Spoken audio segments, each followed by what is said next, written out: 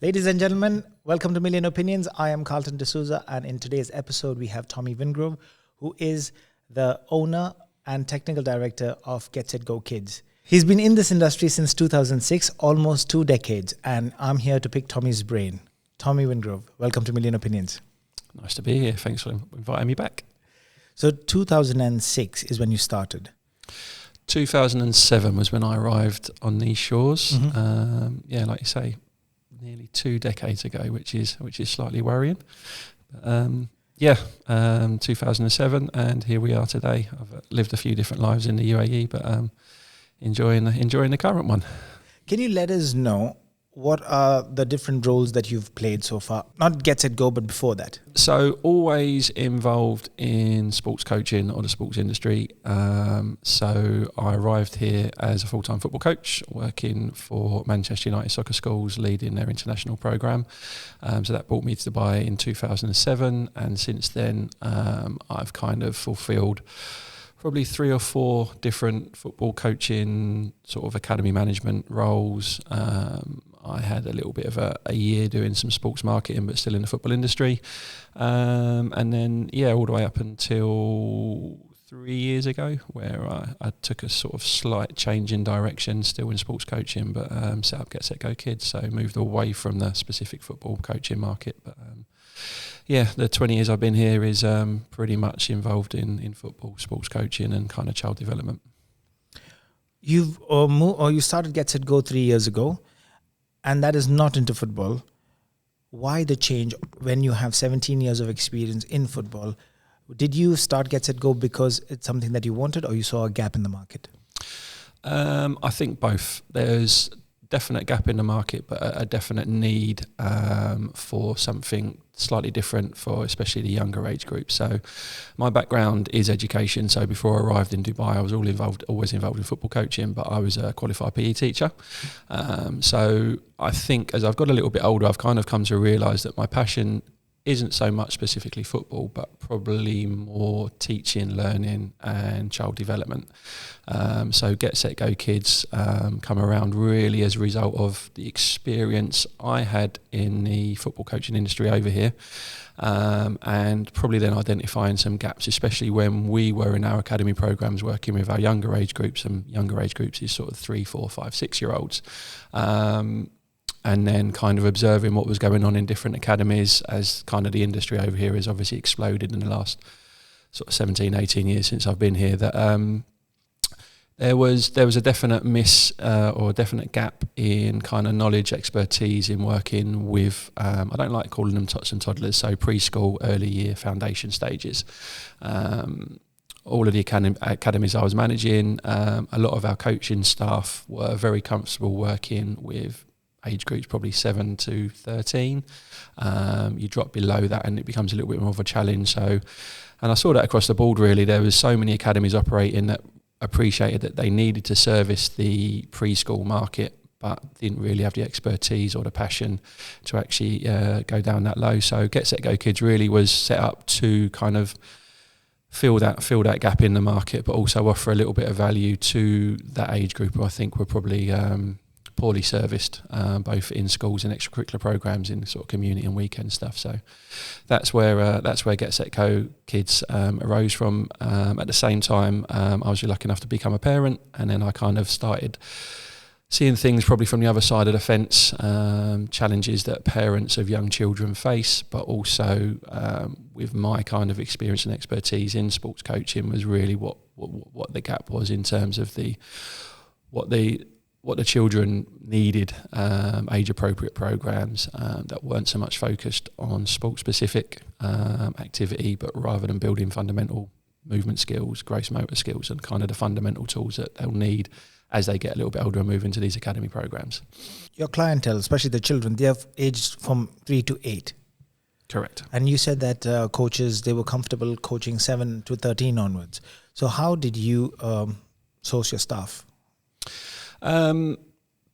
Purely network. Obviously, I've been here a long time. I've been very fortunate to meet a lot of good people working in our industry.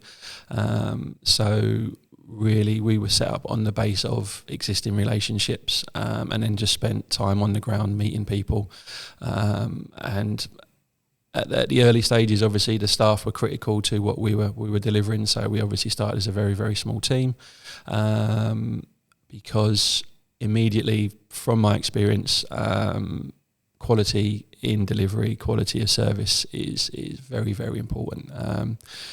To put things in perspective, I think when I arrived in Dubai in 2007, Manchester United soccer school was probably one of 6 football academies operating in Dubai.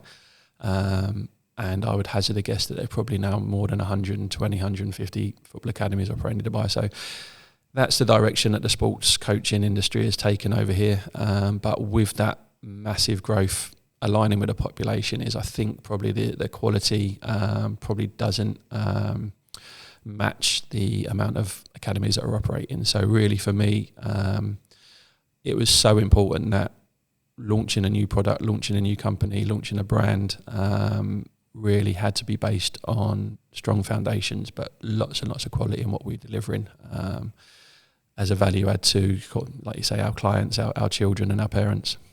How can you explain Get Set Go Kids to a 5th grader? Get Set Go Kids, in a nutshell, is offering the best possible introduction to sport for preschool and early years age children. So 3 to 6 year olds is giving them the foundation to as a platform to kind of move into the world of sport. It's all about fun, it's all about play, it's all about engaging young children in physical activity, and giving them the motivation basically to continue playing as they get older. Offering them a wide range of experience and exposure to different types of sport, different types of activity, so as they get a little bit older, they can start thinking about or choosing what they're good at, what they're enjoying and maybe what they want to pursue, and then really formally stepping into the sports academy market in terms of what sports they really, really want to pursue and where the parents potentially want to be spending their money and investing in their child's activities. So is it a multi-sport academy? Yes. In terms of messaging, it's one of the things that we've learned very, very quickly in the 3 years we've been operating is we are a multi-sports academy. Our focus is physical literacy, but physical literacy really, when you speak to parents, when you communicate in our promotional materials, doesn't sound particularly interesting or fun. Physical literacy ultimately is our why for participating in physical activity, and physical literacy relates to children, teens and adults. It's basically why we do what we do with regards to physical activity. It's our relationship with movement, it's our motivation to play. It's not all based around our skill sets. It's more a case of, like I said, it's why we choose to do what we do in terms of our choice of sports or, you know, our physical activity levels. And that's one of the key things with Get Set Go Kids is physical activity levels. Across the board, children, adults is obviously dropping year on year, and it's all about getting kids interested in physical activity and sport. What is the minimum amount of time that a child needs to play in a day? I think research and data at the moment is probably looking at 2 hours of physical activity, and that's not necessarily organised activity, that's including play times, etc., etc. I think sort of the research coming out of the UK at the moment is based around 2 hours of physical activity per day for a child, which I think some of the stats are looking at almost 80% of children aren't meeting those requirements in terms of their physical activity. So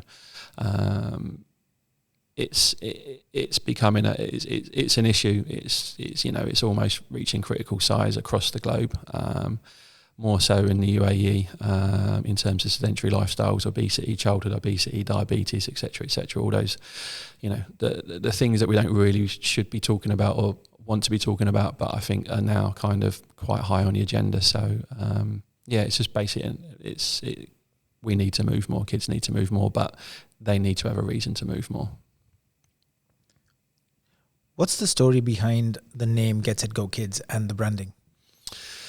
When we set the company up, I was really keen to have our company name, our brand, our product represent our mission. And our mission is about getting kids moving more. It's about introducing kids to sport and physical activity.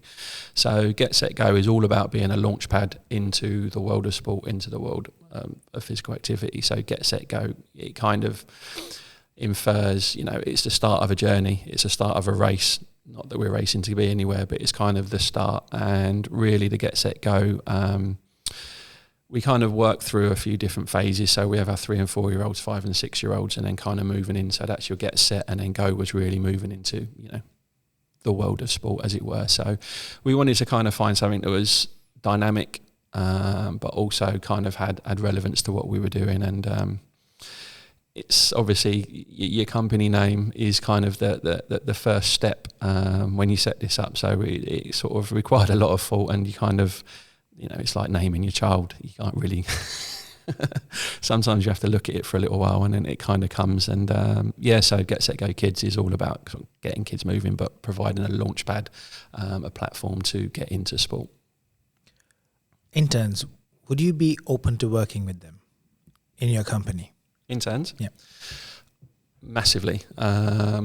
It's a slightly different market industry in the UAE with regards to sort of labour laws, etc. But kind of part of the vision is as we grow and as we scale, I'm very keen to get young leaders, or as we call them, play leaders, involved in our programs.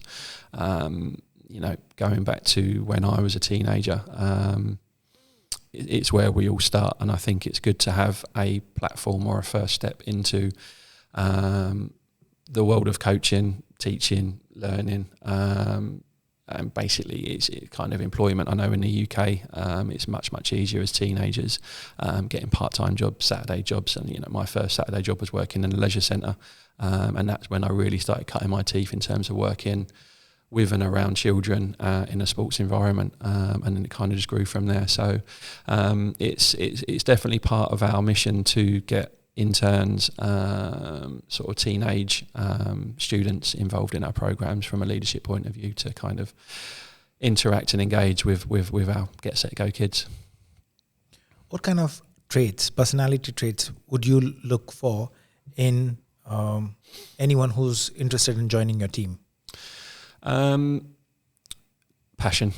I think what we do and the age groups that we work with, as I say, we kind of differentiate ourselves slightly from the market, in that we consider ourselves, or we want to become leaders in preschool sport and early years development. So all of our staff have got significant experience in working in early years, foundation and preschool sort of settings. It's not so much about content knowledge with regards to the sports. It's more about a understanding and appreciation of child development and exactly what young children, 3 to 6 year olds, really require in their development, to ensure that they're kind of ready, or academy ready, to sort of step into the next level. So from working as an employee to becoming an owner and running your business, what change did you find the most challenging?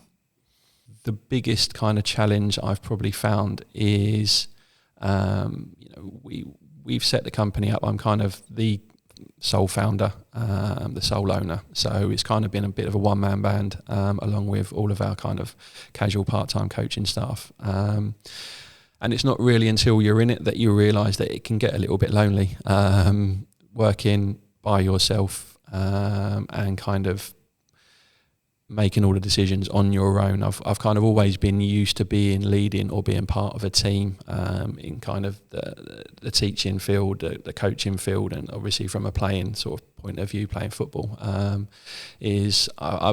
always consider myself a team player, and then you find that it's kind of some days you find yourself a lot on your own, and that's probably been a challenge personally, but also it's kind of exactly the place I wanted to be, because I was making all the decisions. If there was a mistake to be made, I was making the mistake. And I think that kind of fit my personality and my kind of stage of life quite nicely at the moment. So with all those challenges, obviously comes reward. And realistically, the amount I've learned in the 3 years that we've been operating, as I said, has been literally exponential. It's been a real joy in terms of learning how to set up a business, how to run a business, how to scale a business, how to market your business, how to build a brand.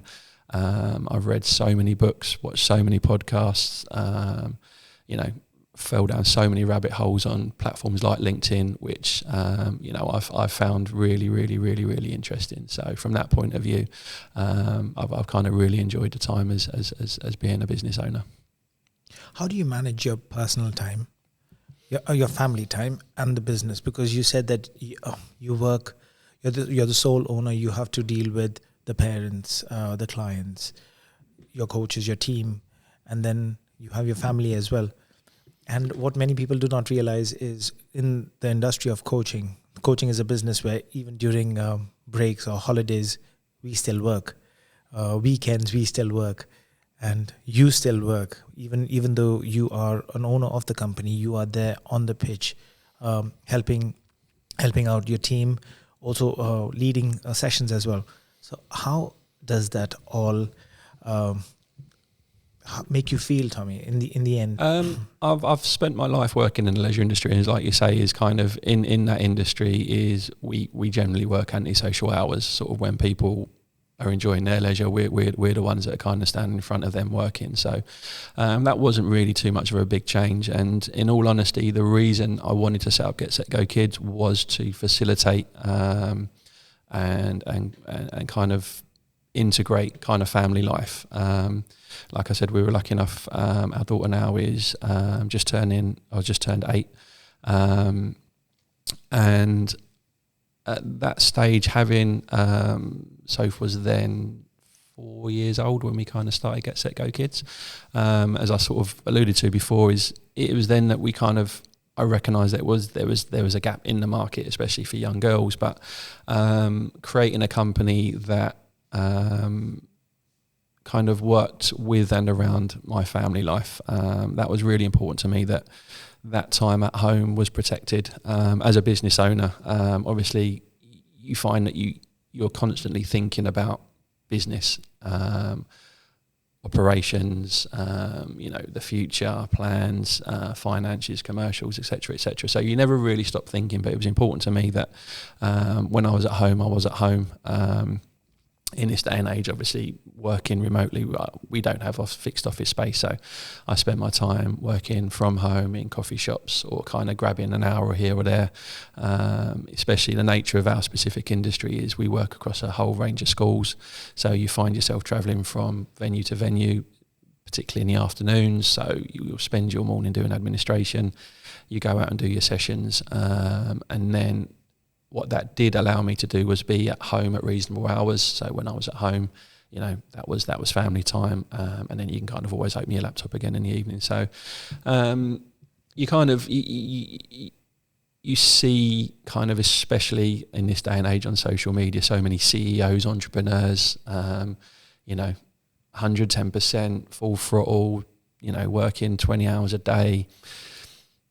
For me, it has to be a balance, otherwise it's kind of pointless. We are trying to build a future. We're obviously trying to build a company of size and substance, but I would never really give up the other side in terms of the family time. So protecting that time, be it sort of 2 or 3 hours a day, it's important that we get to spend time with our children, and obviously think. But what the beauty of Get Set Go Kids allowed me to do was, as Soph was growing, she'd come to sessions with me, so weekends were still spent together. She really enjoyed being part of the sessions, kind of watching her growth. But obviously she was then kind of an integral part of a company, and we still speak about the company, and she still comes up with ideas and plenty of business advice for me. So in that regards, it's nice that it's kind of, we can integrate family into the business as well. So that's been a joy. How do you plan on scaling your business? Any strategies in the pipeline?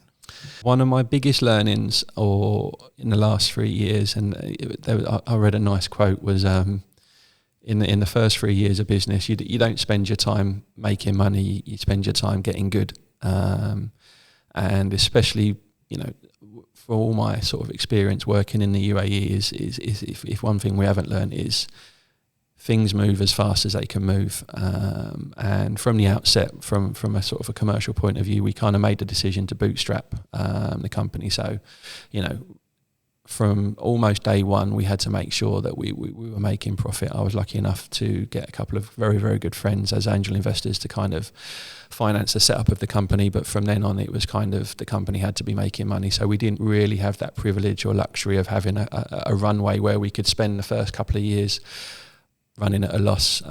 So we needed to make sure that we were covering costs and we were making money from day one, which was a challenge, but was kind of a thrill of a ride. It was kind of every day was a hustle getting out there, and we had to make sure that we grew to a size where we could support bare minimum, kind of myself and the staff that were involved in the company. So, and then in terms of scaling is where we started. The initial plan was low hanging fruit for us, and the nature of the program. We've predominantly been basing most of our business on after-school clubs and ECAs. And there was a very good reason for that. As I said, we were talked about gaps in markets, and obviously working in the football coaching industry. We operate in a very, very saturated market, not specifically to football, but any other sport you can imagine. But as I said, there was always a big gap in foundation stages. So when we were approaching schools in the early days, our focus was the foundation stage, FS1, FS2, year 1, year 2 maybe. So you're looking at your 3 to 6 year olds. And as I said, they were the age groups that traditional academies knew they should be servicing but didn't really want to, because obviously, as a 3-year-old, football is pretty much meaningless to me. So as a football coach, trying to put football on those age groups, it wasn't really working. So the ECA was a big market for us in our sort of first 2 years or so, in terms of just getting more partnerships with schools. But the nature of our program, as I said, the reason we created the program and how we created the program, and sort of our getting to sport product is very agile and very fluid. So we don't necessarily have to compete with traditional academies in terms of the space that we need, and the market that we're focusing on. So a lot of our schools, we find ourselves operating in dance studio type spaces, or kind of foundation resource rooms, that allows us to operate at times a day to our audience of the foundation sort of kids, FS1, FS2. So we don't really conflict with any existing programs going on in the school. So the resistance in getting into schools we found was much less. There was no real conflict in terms of what we were trying to deliver compared to all their existing academies, which allowed us to grow relatively quickly. And then really the rate of growth has predominantly been based on resources available to us, and resources really being coaching staff. And it's it's very, very important to me that we never lost the levels of quality in our delivery. So we could have scaled a lot bigger, a lot quicker, but then I think we run the risk that we were probably working with coaches that potentially weren't good enough, or have the passion in terms of what we wanted to be achieving. So from a business company point of view, I kind of become slightly impatient, but then I also appreciate that we're going to grow as fast as we can grow based on the quality of people that we're employing or working with. We haven't really had the luxury so much so far to be working with full-time staff, purely based on the number of hours that we can be delivering in a day. There's a kind of that golden window of after school activity, and then probably an hour or two after that, especially with our age range. So the business model really doesn't suit so much having a full-time team of staff, rather than high quality casual and part-time staff. Like I said before, I've been lucky enough, I've been here a long time, and I've got some really, really good relationships and network with very, very good people. And so I've kind of relying on those to be delivering our programs. But if we didn't have the staff, I wasn't taking on the new schools. I think, our growth in the 3 years we've been operating has been steady. It could have been a lot quicker, but it was more out of choice that we weren't, because I want to build something that's sustainable, but it's only going to be sustainable if we can maintain the quality and what we're delivering and the quality of our product. So plans for scale, plans for growth, obviously. Our business model really is based on volume. It's bums on seats. It's getting kids in sessions. So we're fortunate enough, we've probably worked across 35 plus schools in our existence. We currently work with probably just under 25, and that's really based on maintaining kind of efficiency in our operations, making sure that we've got enough kids in groups in our sessions to, one, make them commercially viable, and obviously the schools that we work with, there is still potential for growth in those. So that's kind of where we're at.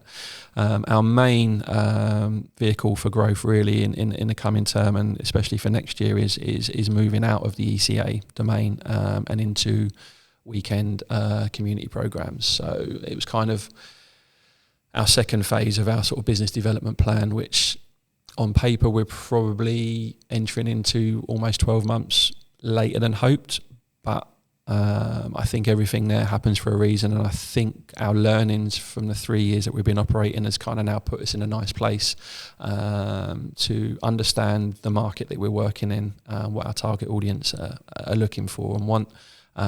So that will be our kind of next step then, is moving into sort of weekends, Saturday mornings, Saturday afternoons, and kind of sort of community out of our sessions with regards to what we're going to call our mini sports club. So that's an exciting time for the business.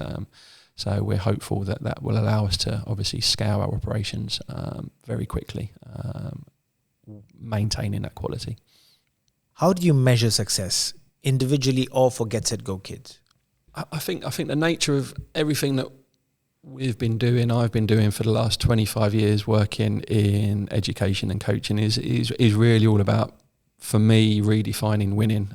Success, obviously, it could be simple. It's our bottom line. It's our profit margins. It's kind of our financial status as a company. Right now, success for me is the reputation that we're building, the relationships that we are sort of growing with our partner schools, with our community, with our parents. So it's for me, success is exactly that. It's kind of reaching our targets, and I think we can separate that from. At the moment, like I said, our focus is obviously we need to be sustainable. We need to be commercially viable. But right now, I think what we're building, our success, the financial success will come based on the work that we're putting in. Kind of now building a brand, building a reputation, building a program. So, in terms of redefining winning, I have very, very high standards, and we just want to be the best that we can be. We want to be market leaders. We want to be industry leaders, and we want to separate ourselves from the rest of the industry in terms of our quality and kind of how our audience and our community view us, really. So for me, success is kind of acquiring a new client through word of mouth. If a parent leaves, they can give us lovely feedback. If they're telling their friends and their friends are coming to us saying that we've heard good things, that for me right now is golden. So that's where the real value for me is kind of laying at the moment, is building a community, building our reputation, and kind of maintaining that sort of high quality provision. If someone wants to start a business right now, what advice would you give them for cash flow in the very early stages of business? I think every business model is very, very different. So, if we were very industry specific with that question, you need to set budgets. Like I said, we made a decision that from kind of our our kind of launch that we were looking at bootstrapping the company. So we didn't have large levels of investment. From day one, we had to generate sort of our own cash flow. And with that regard, it was all about really becoming sustainable and efficient, to make sure that we were getting numbers in that supported our staff, our overheads. So we were kind of always in the black, as they say, rather than running at a loss. So we've always made sure that kind of we've kept a close eye on our capacities and our efficiency, really. So managing cash flow as a startup is obviously critical, but you know, there can be startups with levels of investment, or you go through rounds of funding and investment that offers you different levels or different sort of distances of runways, as it were, in terms of until you run out of money. You know, the beauty of and really the thrill of what we've been doing really is we've been generating our own cash flow and sort of managing that as we go along. So probably not in a position to advise how we manage cash flow, but obviously we create budgets, we set targets, and we just obviously need to make sure we operate within those sort of constraints and those kind of financial constraints, really. The biggest mistake you've made so far?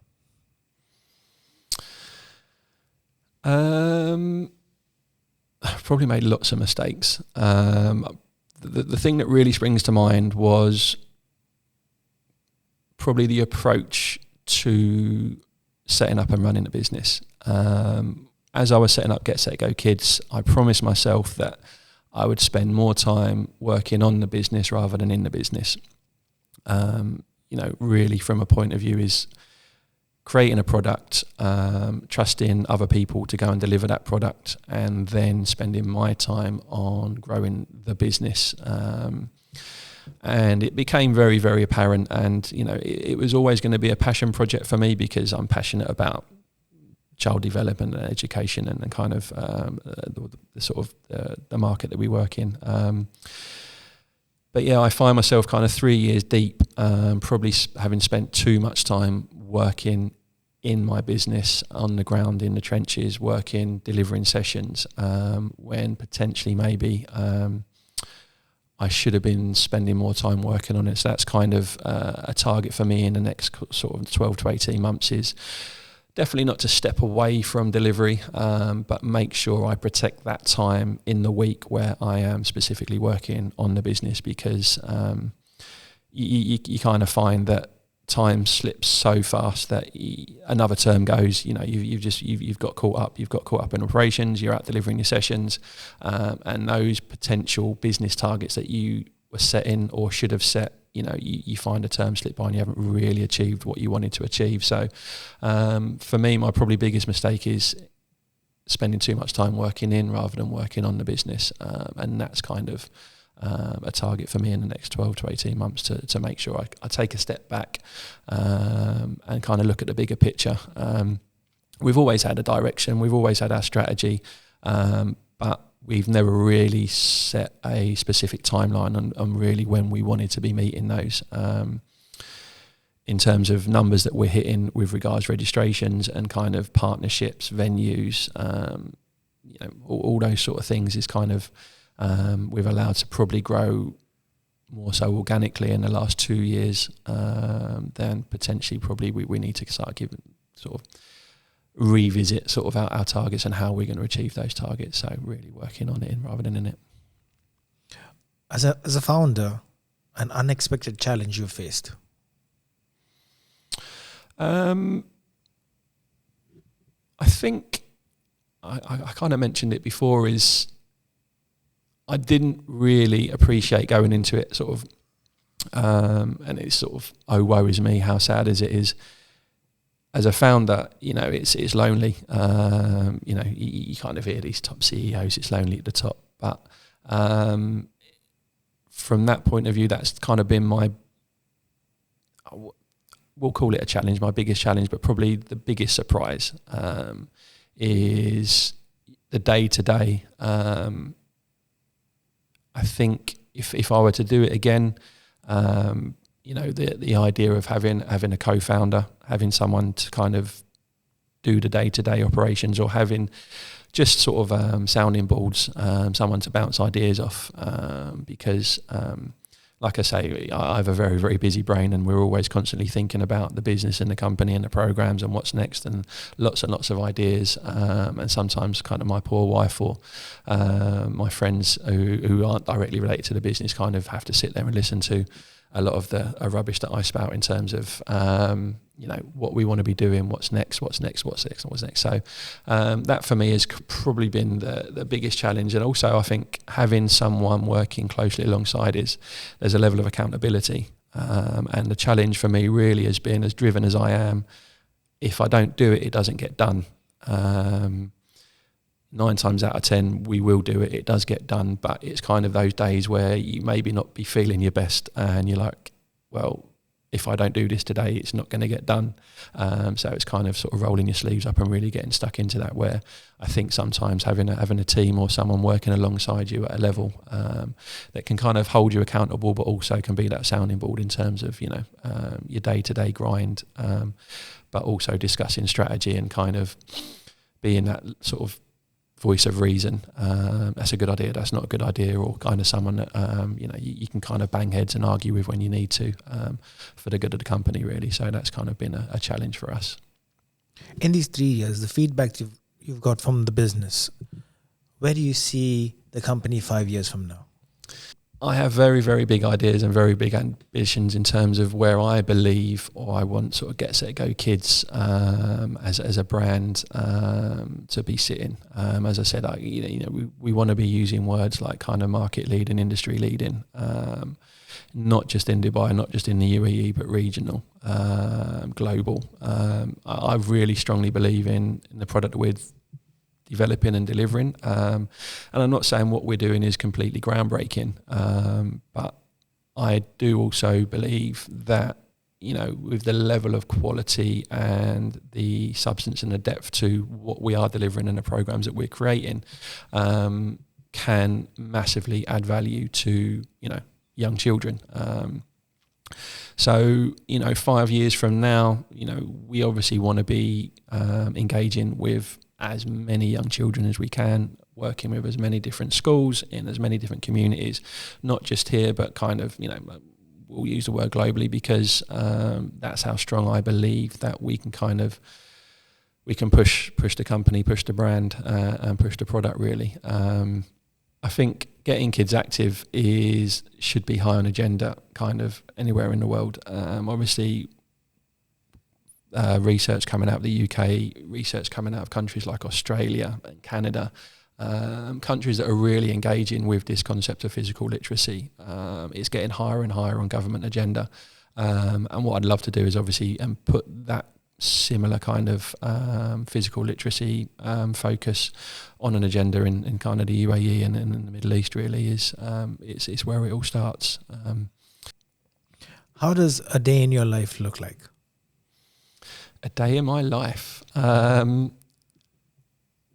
don't think one day is the same. And that's kind of the beauty of what I enjoy about sort of not just the industry that we work in, but kind of the model that we work across.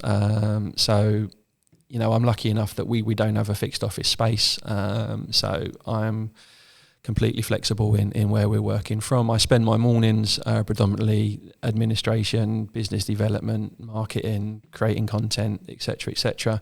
And I kind of base myself around Dubai, predominantly based on where I'll be delivering sessions in the afternoon. So a typical day for me is I have the pleasure of dropping my young daughter off at school, normally about 7 o'clock in the morning.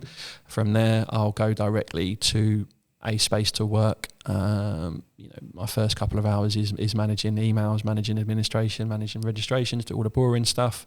And then what I try and do is kind of give myself a weekly schedule, each day kind of making sure I'm hitting elements of what needs to get done. So for example, on a Monday morning, I'll send out an email to our coaching staff, our coaching team, spend some time planning, creating some content for our socials, our marketing, and then kind of, if I can, then I kind of give myself an hour, probably from about 11 till 12, where I either sort of simply take myself out for a walk or get to the gym, and then I'm looking at them moving on to getting to my first schools really to deliver sessions, and normally sort of wrapping those up by sort of 4 or 5 o'clock in the afternoon, and then sort of getting home in time to spend a little bit of time with the family. So I'm lucky in respect that my schedule is very, very flexible, but I kind of try and give that schedule as much kind of outline as possible to make sure I'm getting what needs to be done for the business.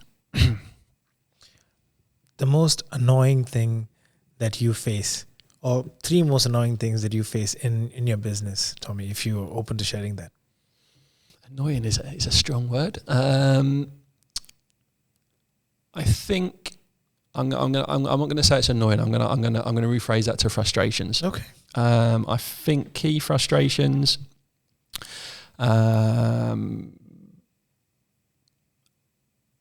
We can't live without them, but obviously parents and their opinions come with a level of frustration. I'll rephrase that, not in terms of their opinions, because I'm not saying that people are complaining, but managing with levels of inquiry. When I say levels of inquiry is silly questions. Such as? If I were to provide you with a flyer that very, very specifically had a day, a time, a date, a fee, a description of what we do, and then someone takes the time to give me a call or send me an email asking exactly the information that was put in front of them, and I think that's I don't think that's just a Dubai thing anymore, but I think people pretend to be too busy to obviously to read the information that's provided, but obviously then in terms of my day is their time is more important than mine, so I get to answer those. So dealing with that sort of level of inquiry, obviously we respond to all inquiries, but that becomes frustrating. Frustrations from an operations point of view, we work across a whole range of number of schools. I think this term we've been working with 22 plus schools, and with those 22 plus schools come 22 plus contacts, correspondence, requesting documents that potentially have been requested multiple times before. So that can become frustrating. I think I struggle to find a third sort of daily frustration. I think then my sort of daily frustration then becomes probably kind of self-reflective in terms of how quickly we want to be achieving what we're achieving, how quickly we want to achieve it. So that's probably a key frustration for me on a daily basis in terms of being a bottleneck, not enough hours in a day to do what we really, really want to be doing. But there's a level of patience that kind of needs to be appreciated there. So that would probably be my frustrations on a daily basis. Who are your role models or anyone you take inspiration from?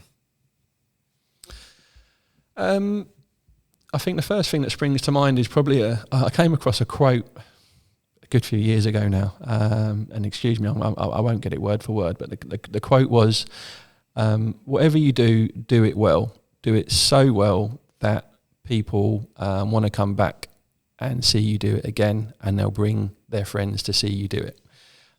Which kind of really resonated with me because it's kind of sums up my approach to everything that I kind of try to do, professionally, personally, is I really struggle with average, I really struggle with beige, and I have very, very high standards of myself and expectations of kind of the people that I surround myself with. Would you hazard a guess who said that quote? I have no idea, Tommy. No.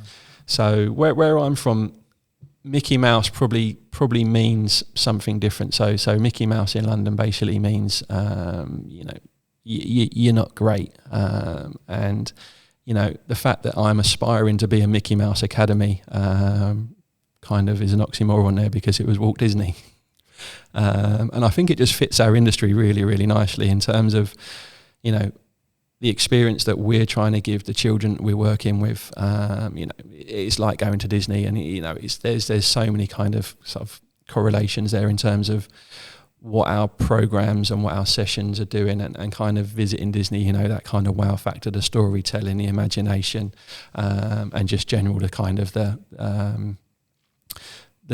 wow factor really is, you know, you go to Disney and, you know, you just then appreciate what real quality is.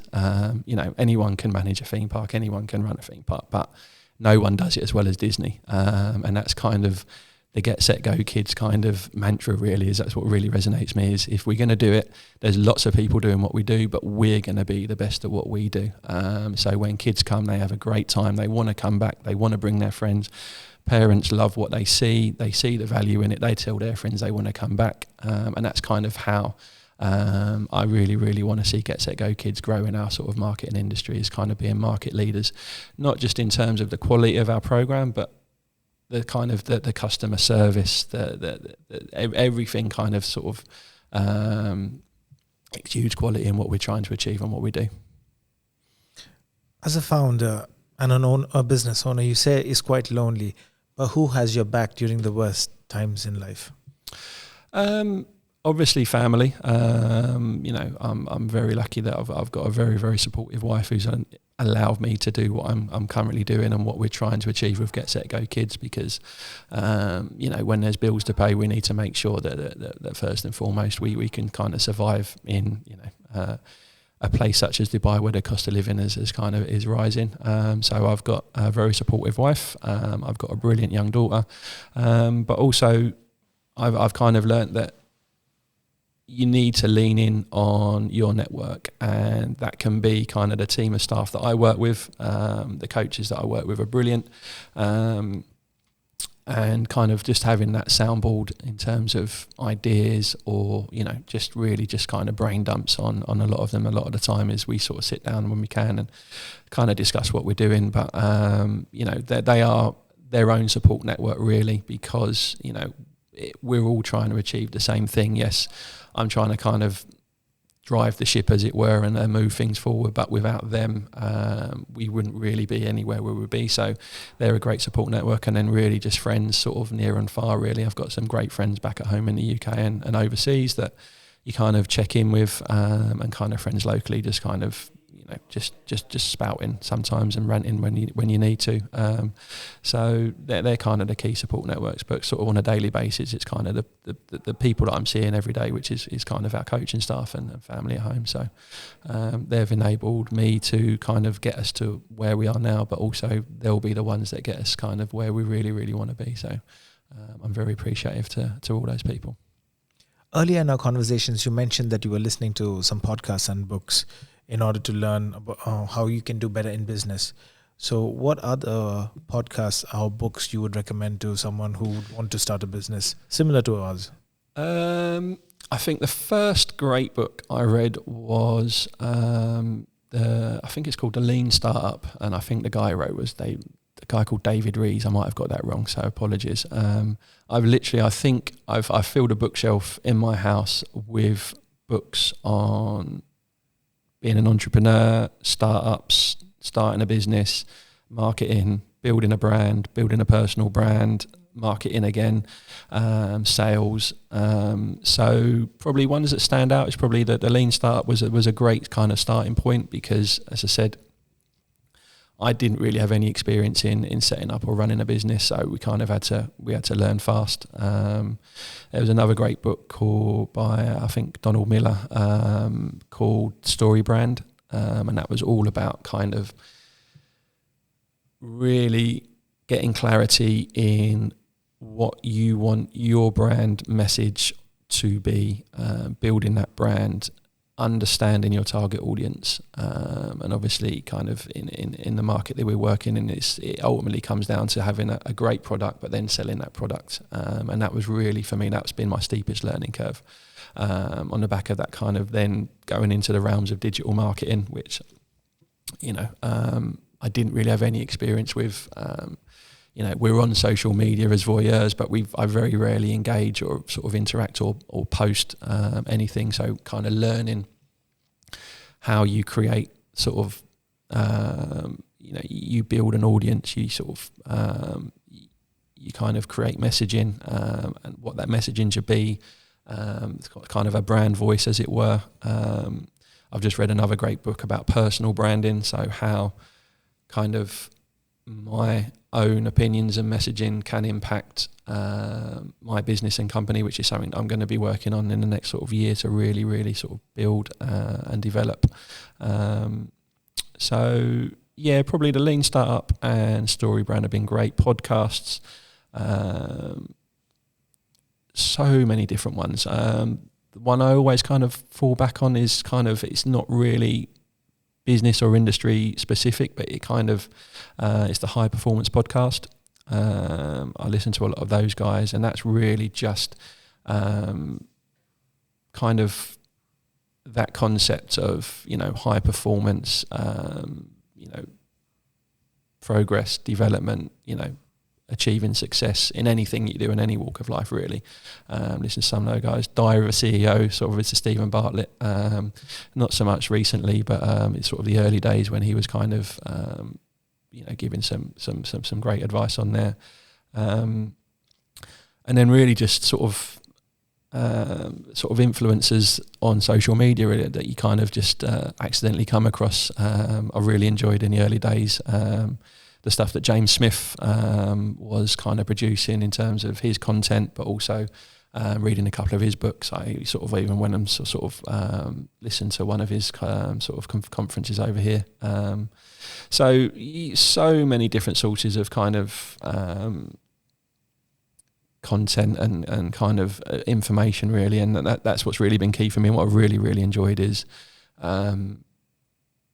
every day is a school day, and every day I learn something new. And what's really, really great about being a business owner of a very, very small, medium sort of enterprise is I can literally read a book, put the book down, and go and action it immediately in my business. And that's really kind of what's been very, very exciting. You know, you're finishing your marketing book, and while you're reading it, you're making notes, and then as soon as you kind of put that sort of pen down, you can sort of get on your laptop and start actioning sort of those ideas. So, you know, it's kind of, you know, we make mistakes, and it's kind of trial and error, really. But yeah, that's been really, really sort of enjoyable from my point of view in terms of being, you know, running a business and kind of being involved in a startup kind of startup program. So for the people who are watching and listening, if they want to get in touch with you, what is the best way to connect, especially if they want to be a part of this organization or enroll their children into the sports, and how can they support your business? Well, these days connection is easy, really. We've kind of got our socials, Get Set Go Kids on Instagram and Facebook. GetSetGoKids.com is our website with all our contact details on. The beauty of what we do right now is when people do contact us, they contact me. So anyone that calls our number, it's going to be me that's answering or not answering. I respond to the emails. So in terms of connecting with us, there's lots of different online platforms that they can sort of get through. And then really supporting us is, you know, what I've learned is kind of networking is key, especially sort of as we kind of establish ourselves and we're looking to kind of scale the business now. It's kind of creating kind of sustainable partnerships, not just with schools, but with kind of community outlets where we're speaking to a few different community facilities.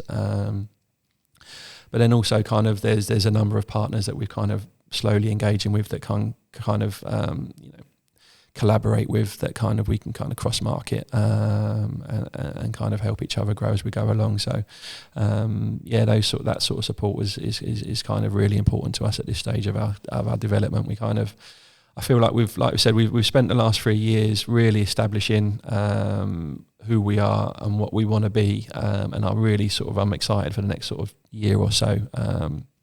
Like I say, it's there's kind of avenues and kind of programs that we're going to be launching in the next sort of 6 months that I'm really excited about, that hopefully will allow us to kind of, one, engage with more children, engage with more communities, but obviously add a lot of value in the space that we kind of want to be filling, which is the preschool sports provision. Like, you know, my vision here is, if you've got a child that's aged between 3 to 6 years old, you don't have to really worry about where you take them or what they should be doing. Is, you bring them to Get Set Go Kids. Everything that we're going to be doing with your child is going to be age and stage appropriate, and we'll kind of set them up with kind of the platform and a launch pad to step into sport.